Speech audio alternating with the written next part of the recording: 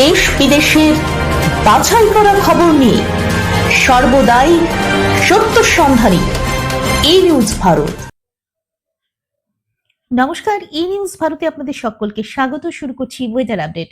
বারবার বদলাচ্ছে আবহাওয়ার মেজাজ। ঘূর্ণাবর্ত ও পশ্চিমী ঝঞ্ঝার প্রভাবে আগামী কয়েকদিন উত্তরবঙ্গ ও দক্ষিণবঙ্গের একাধিক জেলায় বজ্রবিদ্যুৎ সহ বৃষ্টি এবং ঝোড়ো হাওয়া বইতে পারে বলেই জানিয়েছে আলিপুর আবহাওয়া দপ্তর। দক্ষিণবঙ্গের একাধিক জেলায় আগামী দুদিন ঝড় বৃষ্টির সম্ভাবনা রয়েছে। সোমবার পূর্ব মেদিনীপুর, পশ্চিম মেদিনীপুর, পূর্ব বর্ধমান, পশ্চিম বর্ধমান, বীরভূম, মুর্শিদাবাদ, নদিয়া এবং হুগলি জেলায় বজ্রবিদ্যুৎ সহ বৃষ্টিপাতের আশঙ্কা রয়েছে। রবিবার সাগর সংলগ্ন কয়েকটি জেলায় বিক্ষিপ্তভাবে বৃষ্টি হয়েছে।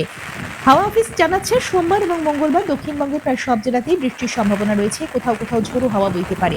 আগামী বুধবার পর্যন্ত দক্ষিণবঙ্গের বিভিন্ন জেলায় বৃষ্টির সম্ভাবনা বজায় থাকবে। উত্তরবঙ্গেও আগামী কয়েকদিন বৃষ্টির সম্ভাবনা রয়েছে। দার্জিলিং এবং কালিম্পং জেলায় বজ্রবিদ্যুৎ সহ বিক্ষিপ্ত বৃষ্টির সম্ভাবনা রয়েছে।